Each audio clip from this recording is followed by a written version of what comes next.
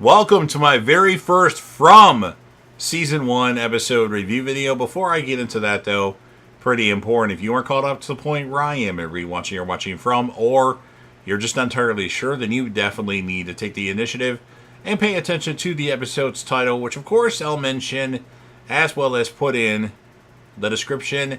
If that happens to be the case, you found that you're not caught up, it would be my recommendation that you don't watch this video to avoid any potential spoilers. So I've already seen From all the way through so far.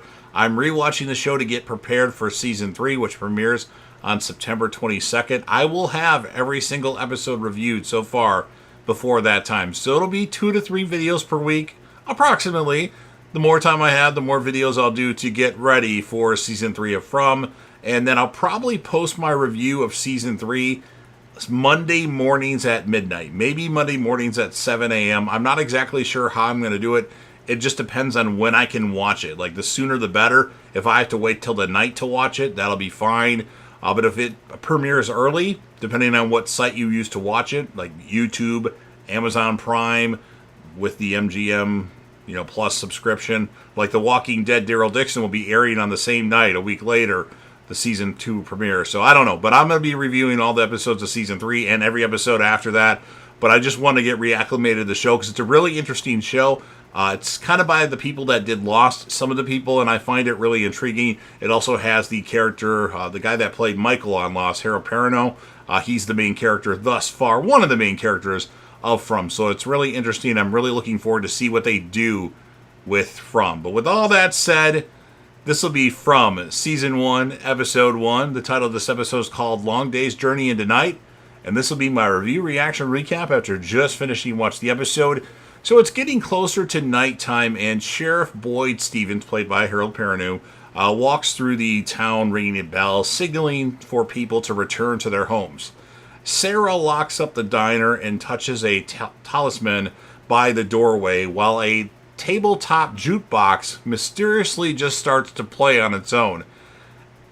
At one home, Megan plays on the swing set and asks her mother for 5 more minutes, but Boyd instructs her to listen to her mother and get the hell inside. Well, he doesn't say that, but that's what he's thinking.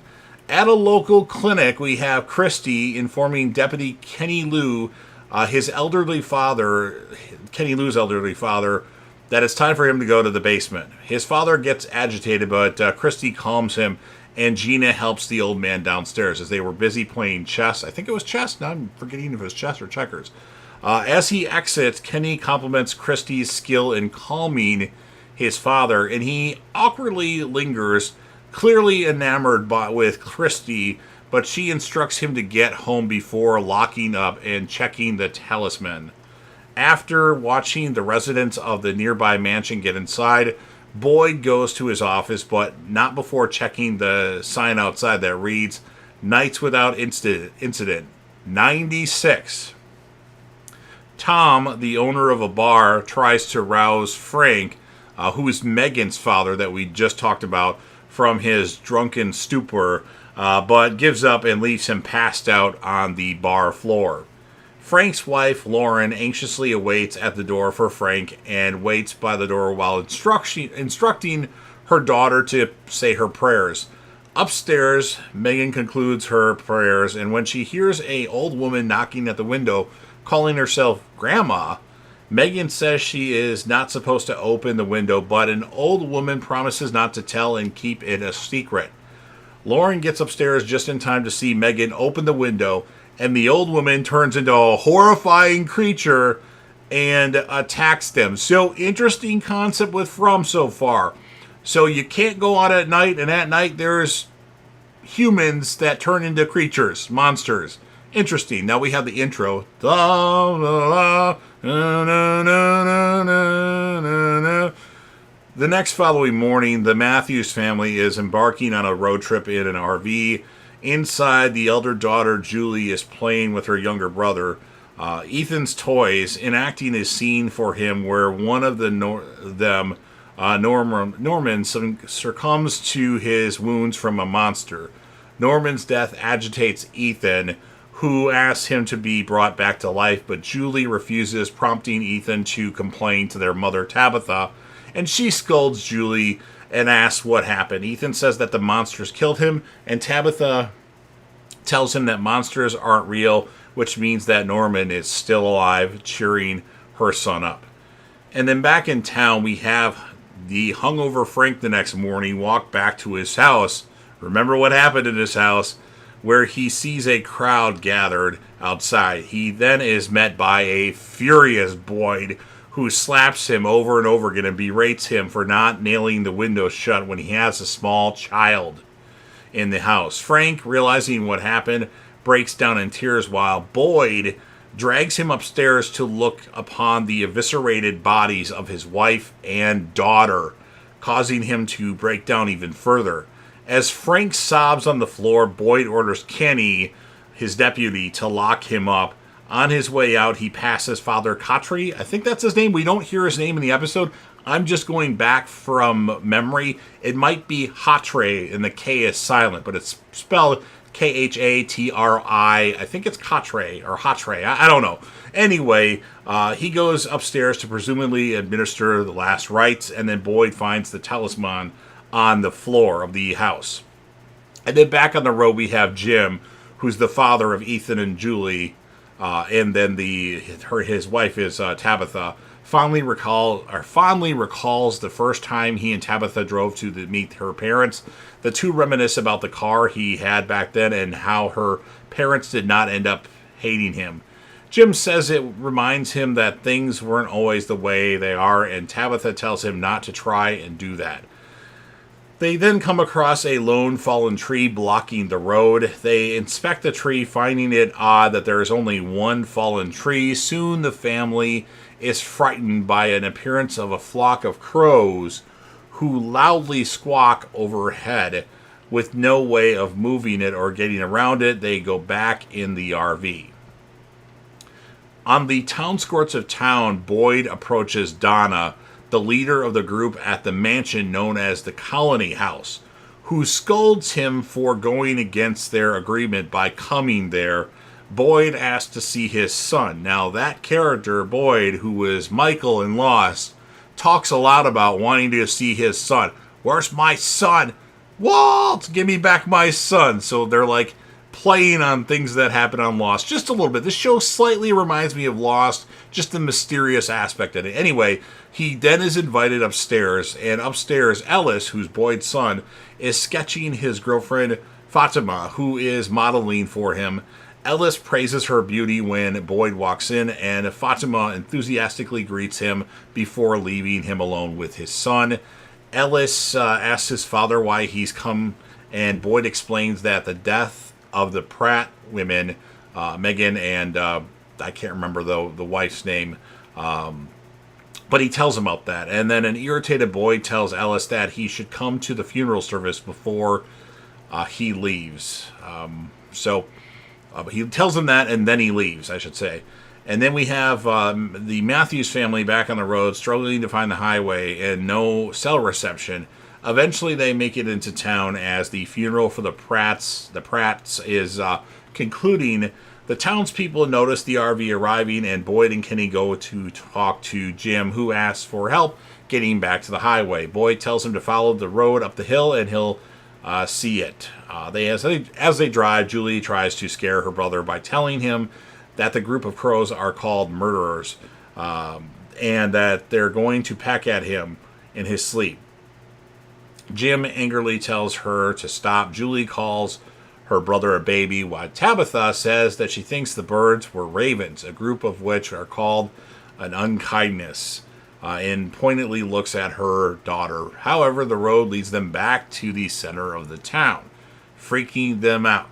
So now we have, you can't go out at night. Humans that turn into monsters or creatures are there. And then once you get into the town, you can't get out of the town. Interesting. Then we have Sarah finds her brother Nathan as he heads to the barn to feed the livestock and mournfully remark how the worst part is when they still expect to find the road that leads to home. And Sarah's the one that worked at the diner. The Matthews try to rationalize what's happening to them, but return to the center of the town. Jim then makes a U-turn and heads in the opposite direction while Boyd tells Kenny to get the spike strip. However, on the way back, the Matthews encounter a speeding car heading their way and swerve to avoid it, going down a hill, and the RV turns over on its side while the other car crashes into a tree. Ethan appears to have gotten the worst of it and now is stuck with a table leg through his leg, or more towards his thigh, which is bleeding. And also, Tabitha is actually knocked out and out at the moment. The driver of the car finds Boyd and Kenny on the road and informs them of the accident. Boyd rushes to the accident and orders Kenny to get Christy and help. Kenny brings them to Christy and hands the driver, Toby, off to Gina, while Boyd finds Jade, the second passenger in the car, who is clearly out of it. Now, what he's on, we don't know. Might be ecstasy. And cuffs Jade to the car. Now, Boyd finds the RV and begins helping the Matthews out in the RV, but Tabitha is knocked out still and Boyd sees that Ethan's leg has been impaled by that table leg. Then Father Hawtrey asks Ellis for his help regarding the RV accident, and then Ellis decides to come with. And then at the clinic, we have Sarah brings the recently awoken Toby, the one that was driving the car that crashed, that caused the RV to get an accident, a glass of water, and tells him that things will be okay and that he should rest. Gina is going to take Kenny's father downstairs. Kenny, Christy, Hawtrey, and Ellis arrive to help the crash victims. Boyd successfully retrieves a panic but otherwise aren't harmed Julie, while others work on helping Jade and the trapped family members. Christy tells Jade Toby's at the clinic. Jade tells Father Hawtrey, God, you're all so beautiful. So he's on something, and he says everybody's so beautiful here. So I'm thinking ecstasy, but who knows. Tabitha is successfully retrieved from the RV, but Christy says that it will take at least an hour to safely remove the table leg from Ethan's leg, while Kenny informs them that they have about 40 minutes until dark. Boyd and Christy decide to stay in the RV overnight with Talisman. Jim, Tabitha, and Julie try to stay, but Boyd tells them that the woods are not safe after dark and pleads with them to head to town, but permits Jim to stay. Meanwhile, Sarah observes Toby again as he wakes up again and asks everyone if everyone's okay. Sarah answers that she doesn't think so, and Toby begins panicking. So Sarah shushes him and kisses him, calming Toby before telling him that it isn't his fault, before stabbing him in the neck, killing Toby. So that was pretty brutal. And then back at the RV, Boyd tells his son that if the guy cuffed to the car gives him any trouble, he should cut him loose before thanking him for coming. Ellis tells his father that he knows this plan is suicide, but Boyd tells him just to take care of the family. Nearby, Tabitha tells Jim she can't leave, saying her baby is inside the RV and that they'll get Thomas out and leave. And Jim reminds her that it's Ethan that's stuck, and Tabitha breaks down in tears, explaining that her head just hurts. So obviously they must have had a son that died at some point, and honestly, I didn't remember that. So I'm refreshing myself with this show as we go. Then we have a crying and frightened Tabitha tell Jim that she doesn't trust the people from the town, but Kenny arrives and says, we gotta go.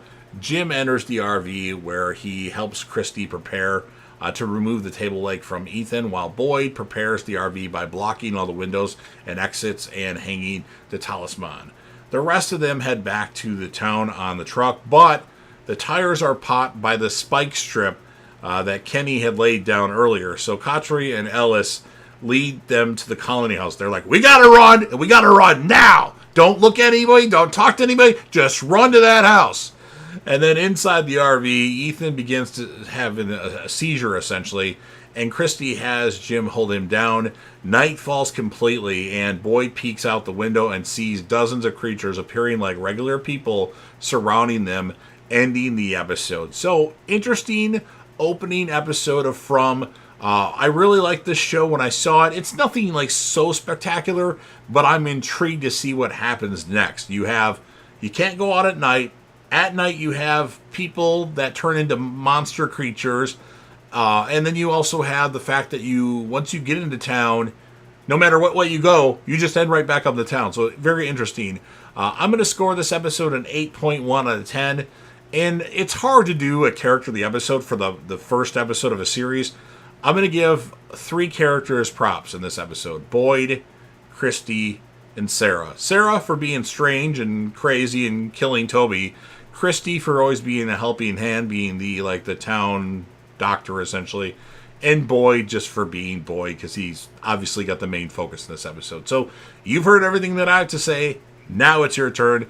If you're a fan of From and you want to help me out with the YouTube algorithm, please consider Hulk smashing the like button. Share this video with any other From fans that you know of. Put this video on any one of your social media platforms. Don't forget to sound off in the comment section about what your thoughts are on this episode of From. Make sure you come back to this channel for other episodes of From, because I'm going to be rolling them out fast and furious here to get ready for Season 3 on September 22nd. What I'll do at the end here is I'm going to put different video recommendations here, and here. And then last but certainly not least, don't forget to hit that sub button. You're watching the video anyway. Subscribe to the channel, join the team, share your damn support, and be a part of something special. And you never know what you're going to see on JDEV TV.